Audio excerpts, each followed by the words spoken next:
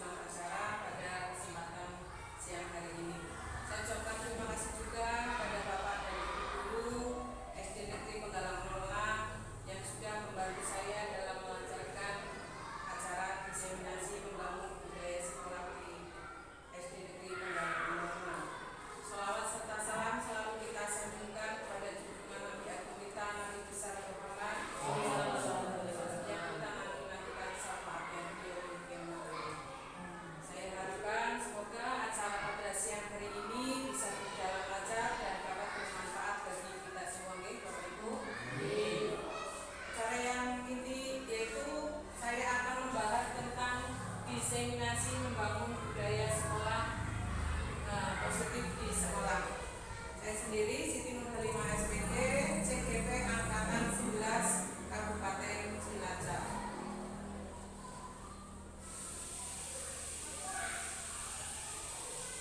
Nah, di sini ada pertanyaan yang pertama. Apakah Bapak Ibu setuju bila pemberian hukuman dapat mendisiplinkan siswa? Maksudnya itu pemberian hukuman ya Bu. Misalnya kalau ada anak yang nakal atau terlambat ataupun tidak mengerjakan PR, itu setuju atau tidak kalau diberikan hukuman? Gimana? Setuju atau tidak? Setuju. Putri? Setuju. Yang lain? Setuju. Ada yang setuju? Setuju atau tidak? Nanti semuanya setuju ya. Nanti kita akan bahas dalam kegiatan yang ada di belakang. Yang kedua, pemberian hadiah meningkatkan prestasi siswa. Pemberian hadiah meningkatkan prestasi siswa. Setuju atau tidak? Setuju. Terus yang ketiga, guru harus mampu memberikan solusi setiap siswa yang bermasalah. Gimana? Harus atau tidak?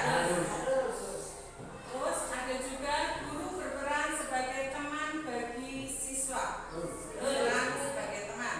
Setuju semuanya? Ya, baik. Selanjutnya yaitu ini adalah tentang budaya positifnya. Budaya positif, perwujudan dari nilai-nilai atau keyakinan universal yang diterapkan di sekolah. Budaya positif yang diterapkan di sekolah adalah salah satu perwujudan visi guru yang mengandung nilai-nilai kebijakan sesuai dengan tujuan pendidikan nasional yang dijabarkan dalam profil pelajar Pancasila.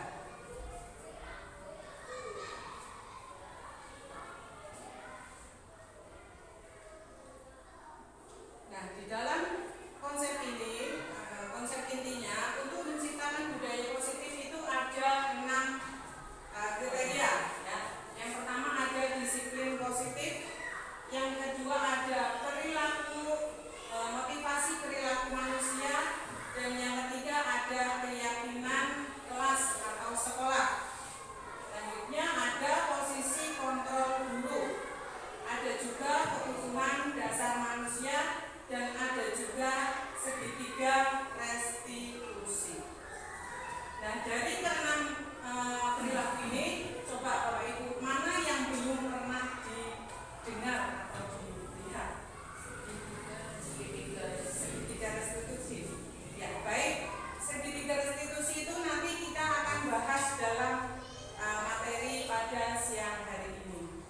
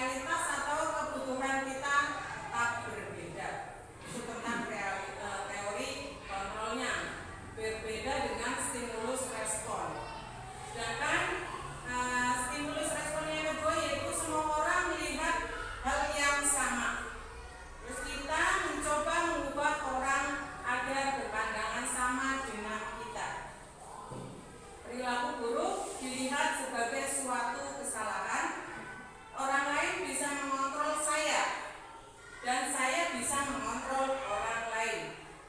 Pemaksaan ada pada saat rujukan gagal dan model berpikir menang atau kalah. Sedangkan teori kontrolnya itu yang kedua, yaitu setiap orang memiliki gambaran yang berbeda.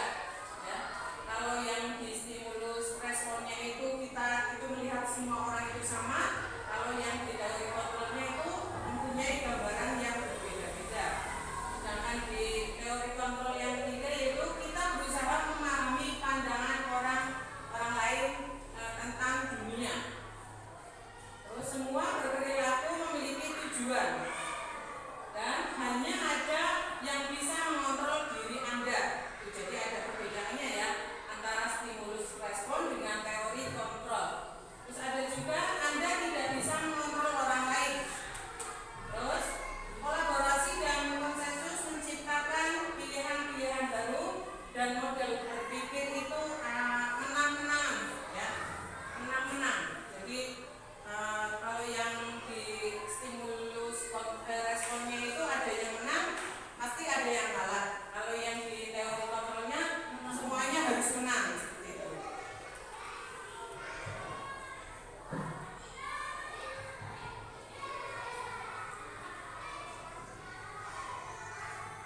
Nah, di sini juga ada disiplin positif.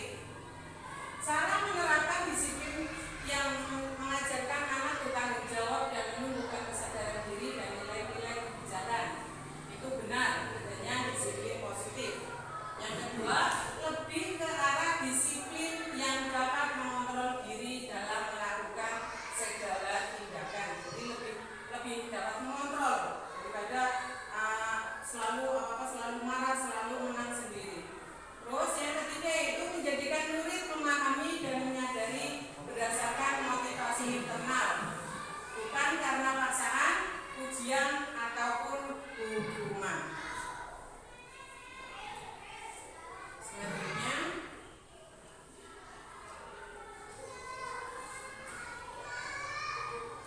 nah di sini kemarin masih ingat ya tentang profil belajar Pancasila itu nilai-nilai kebijakan universalnya ada berapa ya?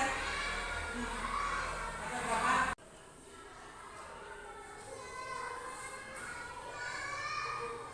Nah di sini kemarin masih ingat ya tentang profil belajar Pancasila itu nilai-nilai kebijakan universalnya ada berapa ya? Ada berapa? 6. Ada 6. Yang pertama, beriman, bertakwa kepada Tuhan yang Maha Esa dan berakhlak mulia. Yang kedua, membinakan lomba, terus bergotong royong, kreatif,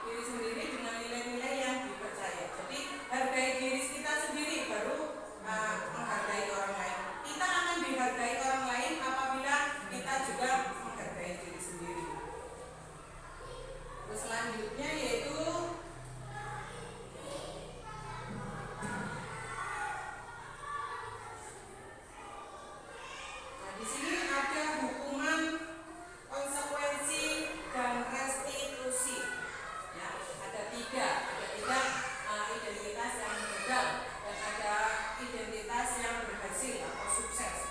Nah, kalau dalam identitas gagal itu contohnya kayak hukuman, ya, jadi tidak semuanya harus dihukum ya Bapak Ibu. Terus ada identitas yang berhasil atau sukses karena disiplin dengan cara kita memberikan konsekuensi atau restitusi, ya. Nah, apabila yang pertama untuk hukuman, sesuatu yang menyakitkan harus terjadi. Terus ada sesuatu sanksinya. Kalau misalnya kita memberikan sanksi berarti atau konsekuensi berarti sesuatu harus terjadi. Dan restitusinya yaitu restitusi merupakan pilihan. Terus ada juga hukuman tidak nyaman untuk murid atau anak dalam jangka waktu panjang. Misalnya kita memberikan hukuman pada anak itu bisa terngiang-ngiang dia. Misalnya dari kelas berapa, kok kita hukum anaknya suruh membersihkan toilet atau lari di lapangan, itu akan terngiang-ngiang sendiri oleh anak itu. Jadi kita tidak boleh memberikan hukuman yang tidak mendidik. Kita berikan hukuman yang mendidik dengan cara disuruh menghafalkan suratan pendek atau apa, itu kan akan lebih memberikan manfaat yang lebih buat anak. Jadi sanksinya atau kita berikan konsekuensinya yaitu nanti anak tidak nyaman untuk murid atau anak dalam jangka waktu yang pendek. Terus restitusinya nanti akan menguatkan untuk murid atau anak dalam jangka waktu yang panjang. Kita tidak memberikan hukuman kepada anak, misalnya salah dalam mengerjakan sesuatu, kok kita hukum. Nah, dengan cara ini kita tidak boleh menghukum. Misalnya anak-anak disuruh, oh besok jangan diulangi lagi ya. Nah, itu akan sama anaknya itu yang oh disuruh tidak enak loh. Nah, karena kalau saya melakukan kesalahan tidak dihukum, nah, nanti kedepannya saya akan lebih baik lagi. Nanti seperti itu ya.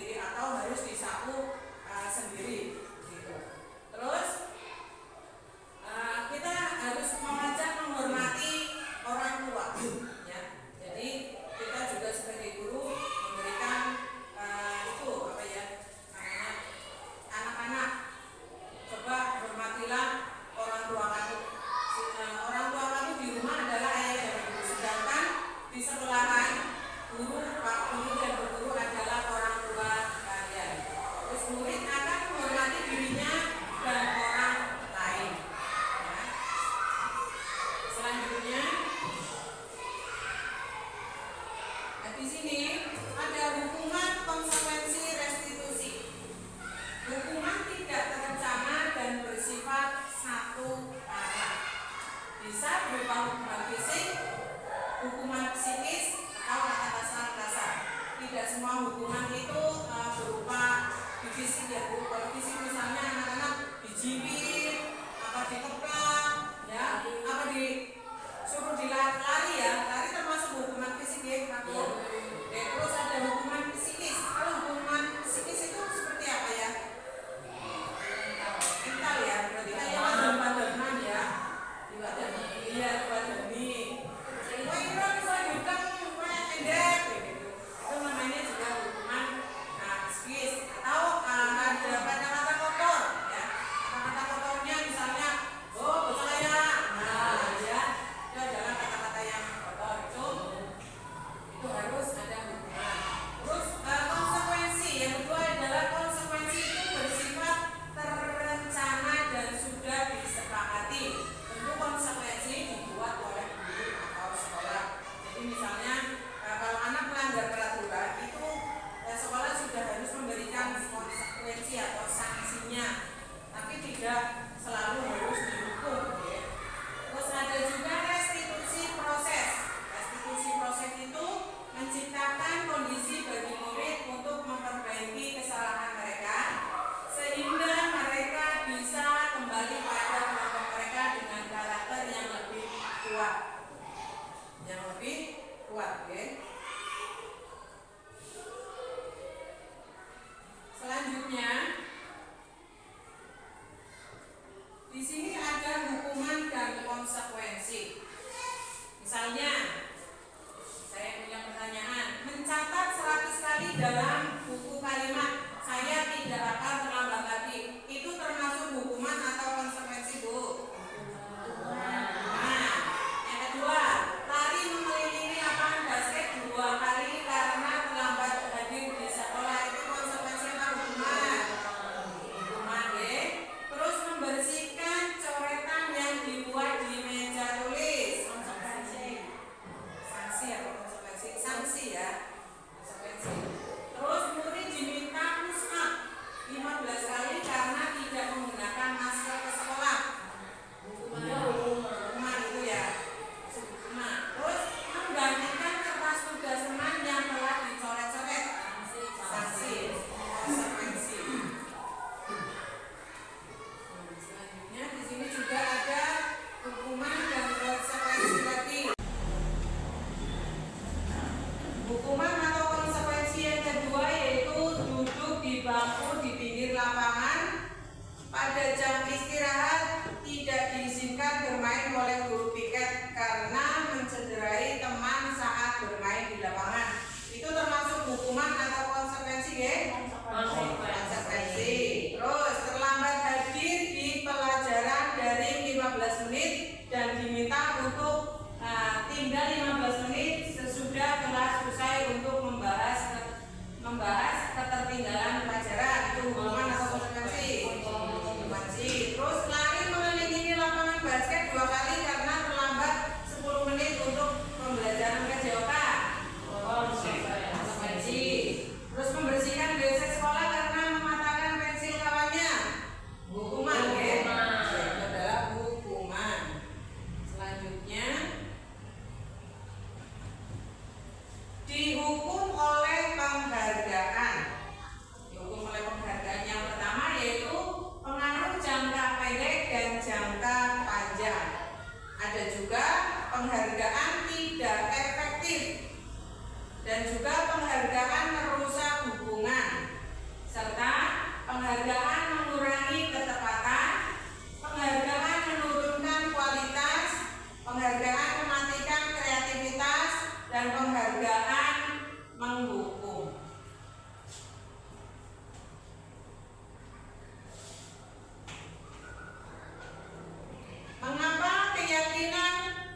Mengapa keyakinan kelas bukan peraturan kelas? Apa ya Bapak Ibu ya? Nah di sini ada beberapa pertanyaan. Yang pertama, mengapa kita memiliki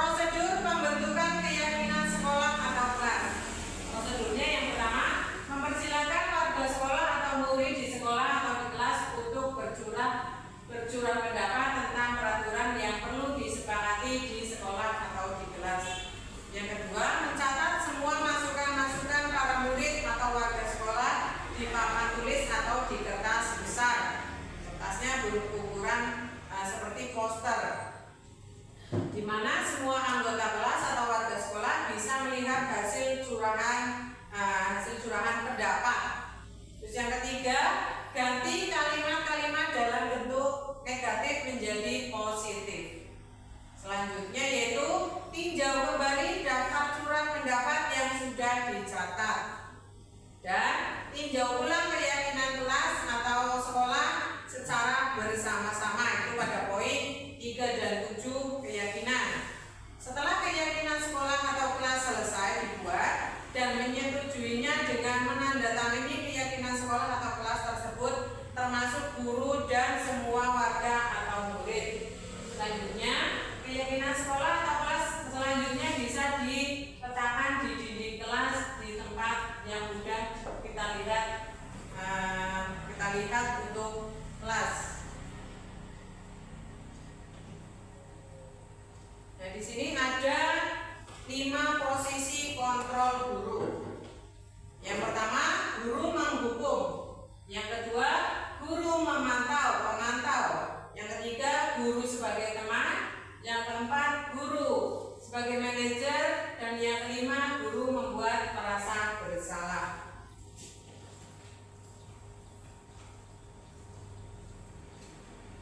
Di sini nanti kita bisa lihat video tentang 5 posisi guru.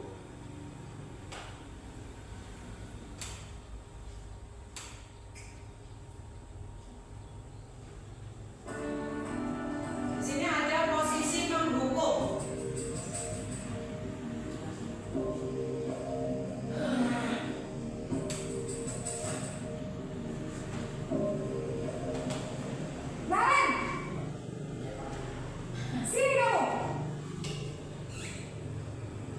Selamat pagi, Bu. Selalu terlambat. Kamu deh, pasti terlambat. Maaf, Bu. Saya Apa? Apa coba? Alasan kamu apa lagi? Kapan sih kamu tidak terlambat? Malas sekali ya kamu jadi anak. saya Dasar pemalas. Gak kapok-kapok sih kamu. Sudah berapa kali terlambat? Sana, kamu keliling lapangan basket 2 kali. Kenapa saya harus ke lapangan basket, Bu? Kenapa? Kamu melawan ibu? Berani-beraninya jawab. Sudah terlambat, masih berani jawab pula. Sekarang, keliling lapangan basket 5 kali sekalian. Biar kapok. Cepat. Pergi sana ke lapangan basket.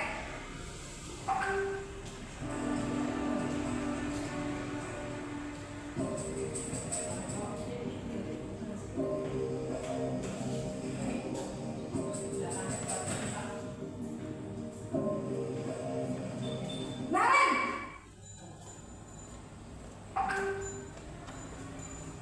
Selamat pagi, Bu. Naren, kamu kenapa terlambat lagi, nak? Ya Tuhan, Naren, kamu senang ya bikin ibu susah ya? Kalau kamu terlambat lagi, nanti ibu yang ditegur bapak kepala sekolah, nak. Disangka ibu tidak bisa membina kamu. Duh, gimana ini? Maaf, Bu. Duh, Gusti Naren, kamu suka ya kalau ibu tegur bapak kepala sekolah? Terus, sekarang ibu harus tulis apa ini di buku absen? Ini kamu sudah sering terlambat loh. Ibu harus apa coba? Maaf, Bu. Maaf sekali. Ya sudah, lain kali jangan bikin ibu susah lagi ya nak ya. Ibu tidak akan kuat lagi kalau kamu begini terus. Bisa jantungan kalau ibu ditegur bapak kepala sekolah. Sana cepat ke kelas. Maaf ya, Bu. Maaf sekali.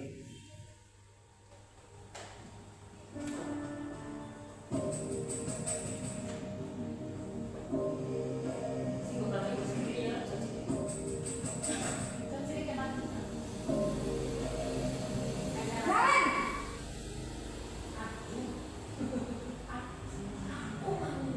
Selamat pagi, Bu.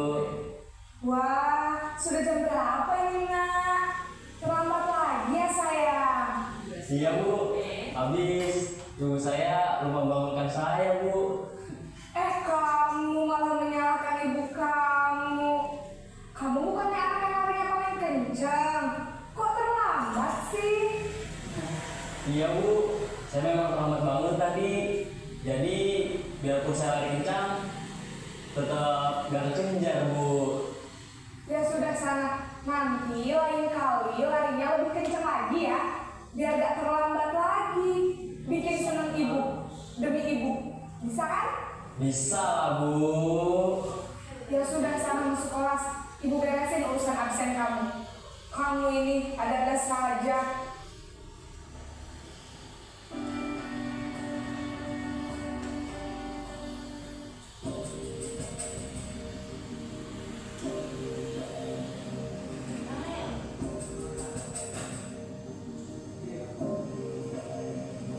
Naren!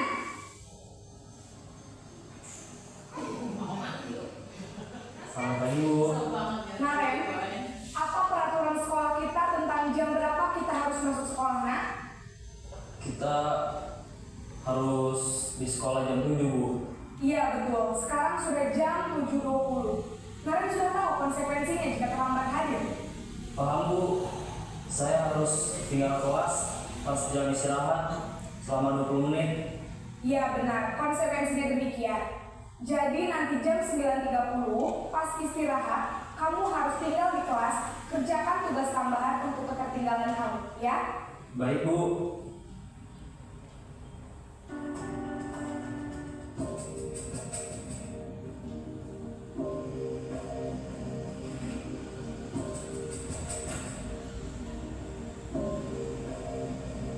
Naren!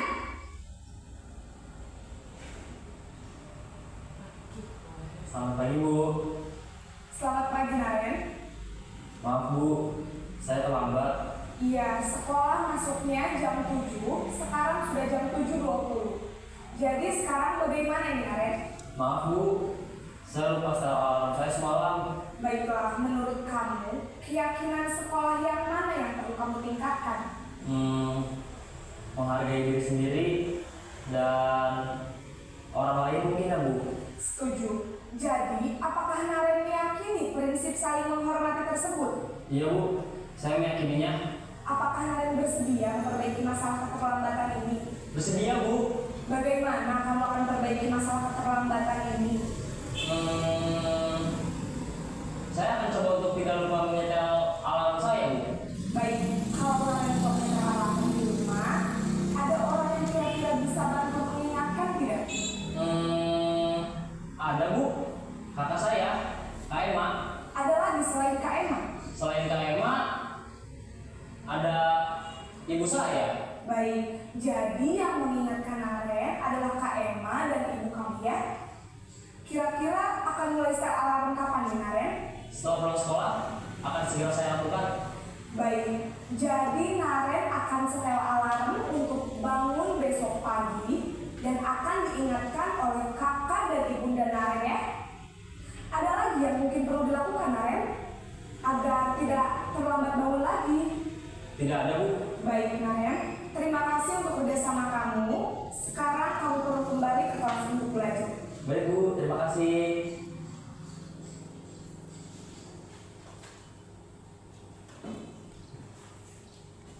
Ya, ini adalah 5 posisi guru ya.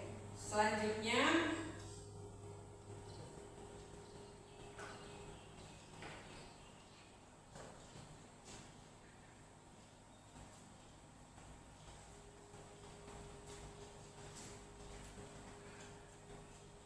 kita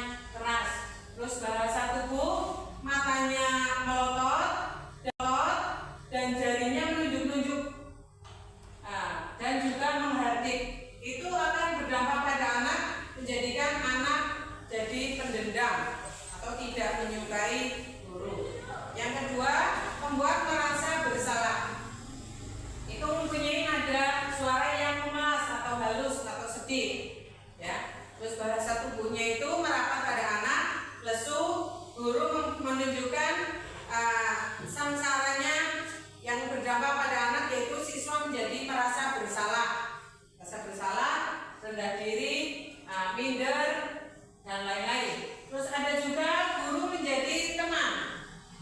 Tidak bagus juga ya kalau guru menjadi teman, karena mempunyai nada suara yang ramah, akrab, dan bercanda. Itu mempunyai bahasa tubuh yang merapat pada murid, mata dan senyumnya jenaka. Dampaknya murid bergantung pada satu guru, siswa itu tidak akan mandiri. Sedangkan guru sebagai pemantau mempunyai nada suara yang datar, bahasa tubuh yang formal, mempunyai dampak pada murid, yaitu identitas gagal menjadi berhasil. Siswa tidak sepenuhnya mandiri. Terus yang kelima yaitu guru sebagai manajer, mempunyai nada suara yang tulus, bahasa tubuhnya tidak kaku, mendekat ke murid, mengajukan pertanyaan yang bermakna. Siswa mencari solusi sendiri, dampaknya yaitu menjadi murid mandiri dan percaya diri, memecahkan masalah sendiri.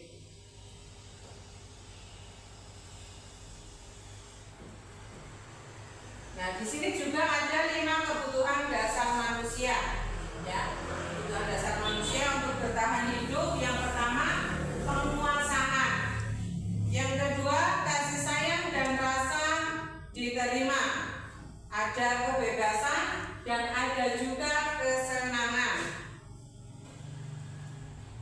Selanjutnya, di sini yang tadi Bapak Ibu sudah katakan, ingin tahu bagaimana apa yang dilakukan untuk segitiga restitusi.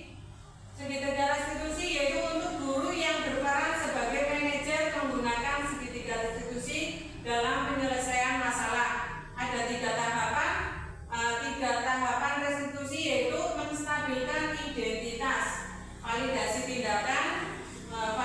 tindakan yang salah, dan menanyakan keyakinan, serta bertujuan untuk mewujudkan murid yang bertanggung jawab dan mandiri.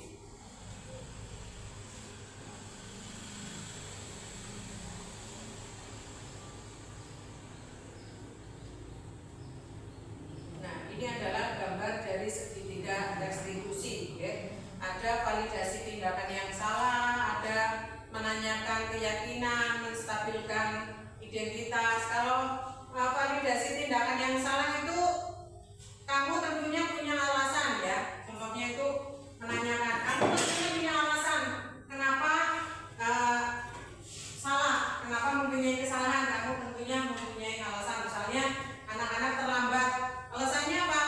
Ada yang karena bangunnya kesiangan, ada yang tidurnya terlalu malam. Nah, terus adakah yang cara yang lebih efektif untuk mendapatkan apa yang kamu butuhkan? Biar tidak tidurnya terlalu malam, bagaimana? Ya tidur kasih, ya.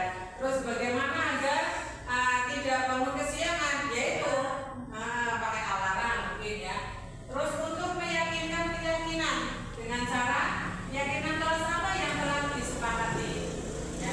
Jadi sebelumnya kita membuat keyakinan kelas.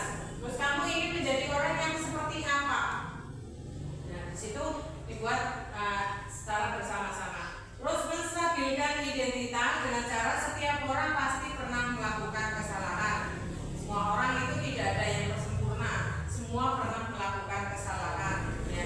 Terus kamu bukan satu-satunya orang yang pernah melakukan hal seperti ini. Itu adalah segitiga restitusinya.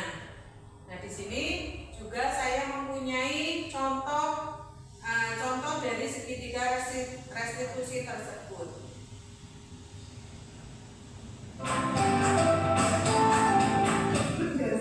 Restitusi adalah proses. Kali ini saya akan memperhatikan beberapa untuk memperbaiki kesalahan mereka sehingga mereka bisa kembali pada kelompok mereka dengan karakter yang kuat. Restitusi bukan untuk menebus kesalahan. Restitusi adalah sebuah tawaran dan bukan paksaan. Restitusi fokus pada solusi dan dapat mengembalikan murid yang berbuat salah pada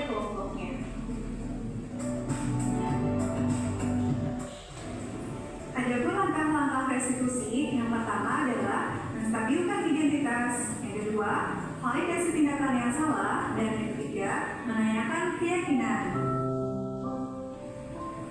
Skenario kasus 1. Siswa makan pada saat jam pelajaran. Pada saat jam pelajaran berlangsung, ada seorang siswa yang terlihat makan sambil sembunyi. Sebagai seorang guru, saya harus menyelesaikan masalah tersebut dengan baik menggunakan tahapan segitiga restitusi.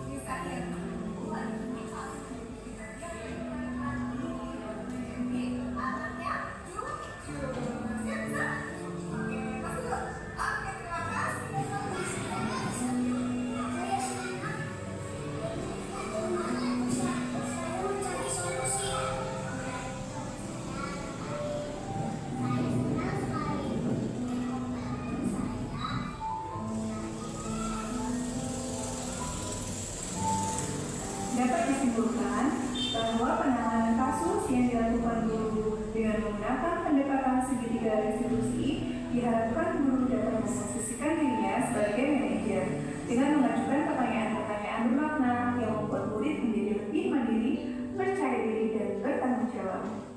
Sekian dari saya, terima kasih, salam bahagia. Wassalamualaikum warahmatullahi wabarakatuh.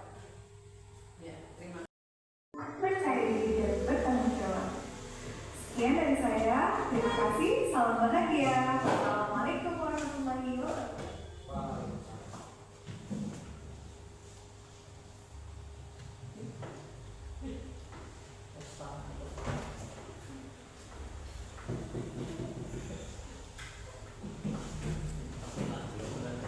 Nah, itulah Bapak Ibu video pembelajaran tentang segitiga restitusi. Ya, jadi kita tidak boleh menghukum anak, tapi kita harus menanyakan anak bagaimana apa alasannya sehingga mendapati apa yang namanya kegagalan. Ya, jadi untuk membangun budaya positif di sekolah itu mempunyai latar belakang, yaitu budaya positif adalah keyakinan dan nilai yang disepakati yang menjadi kebiasaan bersama yang akan dilakukan dalam waktu lama. Menerapkan budaya positif dapat meningkatkan kesadaran siswa dalam bentuk karakter positif. Dan juga budaya positif dapat dibuat melalui kesepakatan antara guru dan murid agar siswa merasa terlibat dan bertanggung jawab dalam menjalankan disiplin tersebut. Selanjutnya yaitu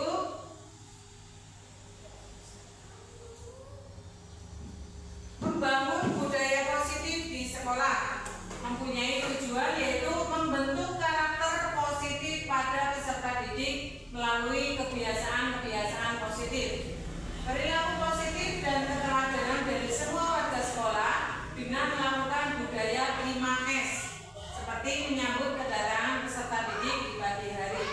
5S masih ingat Ibu-ibu, Bapak-bapak? 5S itu apa saja?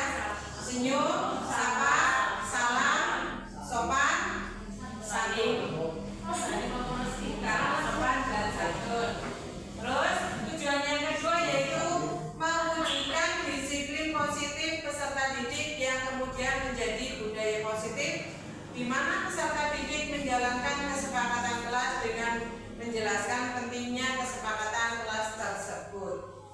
Terus selanjutnya yaitu menumbuhkan pembiasaan berbudaya lingkungan, terutama peduli lingkungan sekolah, dan melakukan kegiatan menanam dan merawat tanaman.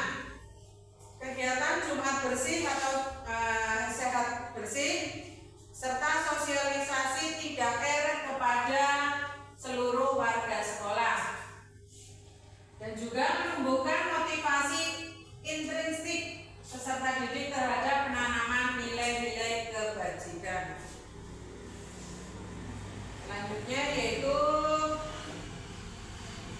ada juga membangun budaya positif di sekolah, itu mempunyai tolak ukur, mempunyai 4 tolak ukur. Tolak ukur yang pertama yaitu terciptanya karakter positif pada peserta didik melalui kebiasaan-kebiasaan positif dengan melakukan budaya 5S. Terus peserta didik menjalankan keyakinan kelas tanpa paksaan dan tekanan. Dan juga tumbuhnya kebiasaan berbudaya lingkungan, terutama peduli lingkungan sekolah. Dan ada juga terjalin komunikasi antara guru dan peserta didik.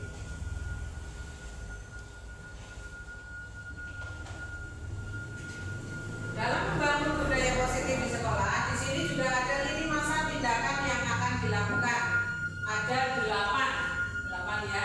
Yang pertama yaitu berkonsultasi dengan kepala sekolah. Jadi sebelum kita membangun budaya positif di sekolah itu harus berkonsultasi dulu dengan kepala sekolah. Terus yang kedua, berdiskusi dengan rekan sesama guru.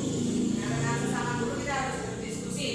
Terus melakukan sosialisasi kepada rekan guru dan seluruh peserta didik, serta mensosialisasikan kepada murid untuk membuat kesepakatan kelas. Yang kelima, melakukan desain kesepakatan kelas dan di print out. Yang keenam, membuat program studi dan pembiasaan berbudaya lingkungan.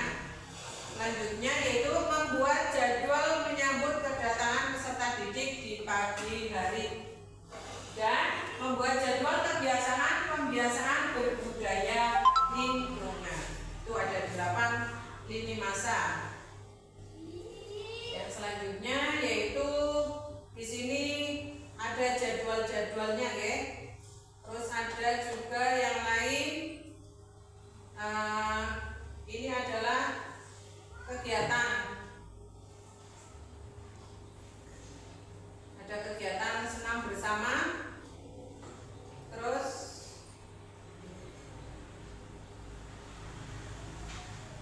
selanjutnya terima kasih. Oke. Nah, itu adalah pemaparan dari saya tentang diseminasi budaya positif di lingkungan sekolah. Sebelum dan akhirnya saya ucapkan terima kasih atas tersedianya Bapak Ibu guru untuk mengikuti sosialisasi pada siang hari ini. Semoga kegiatan pada siang hari ini dapat bermanfaat